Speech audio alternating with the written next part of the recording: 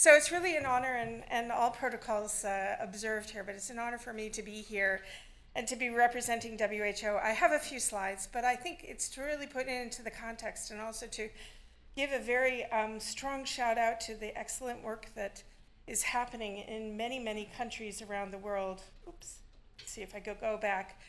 And you just heard from my colleague, Dr. Werner Obermeyer, that yes, yesterday the universal health coverage political declaration was approved, but we're also sitting in a time of real stark differences from where we were when we started the SDGs, where we may not have as much interest in ending communicable diseases or a lot of external funding because we're worried about other crises that are happening around the world.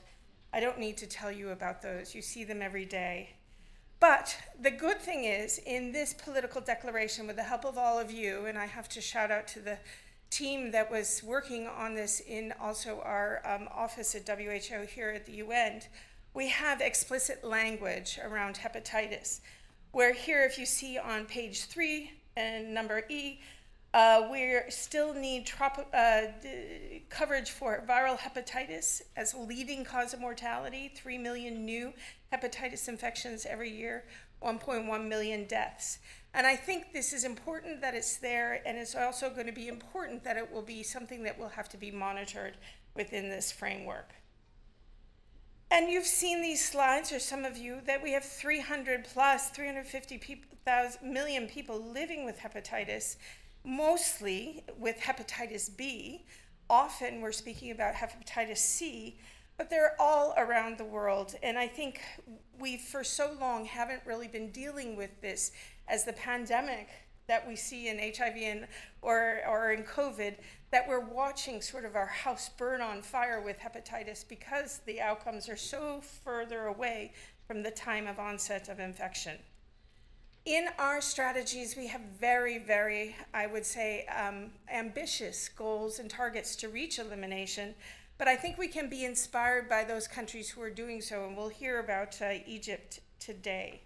So really, we have to pick up the pace now to 2030 and beyond. And with the cure and with treatment and a vaccination for hepatitis B, there's no reason why we can't do that. So on this slide, it's busy. We can give it to you if you're interested, but in our strategies, we lay out a framework of how you can get from the impact indicators of reduction of incidence, reduction of mortality at 2020, 2025, 2030, and what are all the milestones and also the programmatic indicators that countries need to achieve in terms of testing coverage, in terms of treatment coverage, in terms of having safe blood, in terms of having OST or harm reduction or needles in exchange program, so that one can actually reach elimination. But where are we? So I think this is a slide you may want to see. This is up on our website. But across the regions, what you'll see on here in the orange is hepatitis C, and the green is hepatitis B. For hepatitis C, the darkest color is treatment, the lighter color is testing, and the light color is where we need to be. So that's the gap. So testing for hepatitis C, somewhere around 20%. And the greatest, I guess, treatment coverage we've seen from the EMRO or our Eastern Mediterranean region. When you look over at hepatitis B, our testing is somewhere around 10% of where we need to be, and treatment even less than that, 2%. So you can see that where we need to focus and how we can start to pull not only the testing up, the treatment up, and also cover those light gaps that we're seeing in terms of people knowing their status. It reminds me of when we started with HIV. Knowing your status helps us. It's the entryway. And I don't think we think about that with hepatitis C and B. We need to know our status. And that's why for World Hepatitis Day, and with many of you, we were focused on love your liver. You have one liver. Know your status, because you won't be able to get treatment until you know if there's an infection. And we've heard so many times that infections are silent and people don't know until 20, 30 years later. There's also the stigma and discrimination that goes with hepatitis that is much larger than I thought, and perhaps even larger than HIV right now, and we have to overcome that. So we're also talking a lot about integration and UHC and primary care. So how do we do that? So we've already looked at some of the policies, and we have to thank PEPFAR, who's in the room as well, and others, because we're going to build on HIV a bit, but not only. But you can see that already there are countries who are in the green who have a policy of both HIV and hepatitis testing together. And now we have the Global Fund who's willing to pay for it. We also, those in orange, they may not yet have a policy, but they're not yet implemented, but they will implement.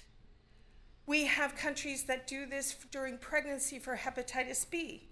Again, a huge opportunity to be able to screen for hepatitis B among people who present for HIV or triple or ANC for syphilis, as well as now we can do co-infection of HIV and hepatitis B around the world.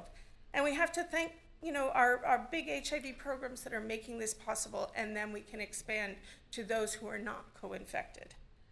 Lastly, we need data. And before, we didn't really know what was happening. We had to take data from different surveys. Now WHO has moved from time where we were looking at data that was coming out of those surveys, trying to make estimates. We're now getting data from 130 countries in the bottom here in that slide, and we'll be reporting out this year. When countries know where they are in their hepatitis infections, I think they can then move towards achieving the goal of validation of viral hepatitis. We also now have criteria. So that's not, we've done a lot of work, and we have to thank Egypt, who's been the forerunner in this. We had criteria put out in 2021. We tested them in 2022, all during the time of COVID. And now in 2023, we have those final criteria. We've had a country who submitted a dossier for validation for being on the path to elimination. And almost there. And just to say, we'll invite you to look at these, but they're comprehensive. It's not just achieving a number. It's about achieving work that looks at harm reduction, blood safety, human rights, etc., laboratory criteria. And we're not going away from wanting to reduce incidence and mortality, but we're actually trying to get to a point where we can measure those numbers and ensure that people themselves are free from hepatitis.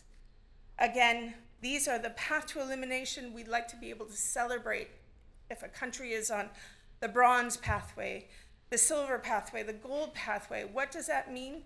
That they're building a program, that they're showing us they can do testing, treatment, coverage, injection safety, and all of that will produce impact in terms of saving lives.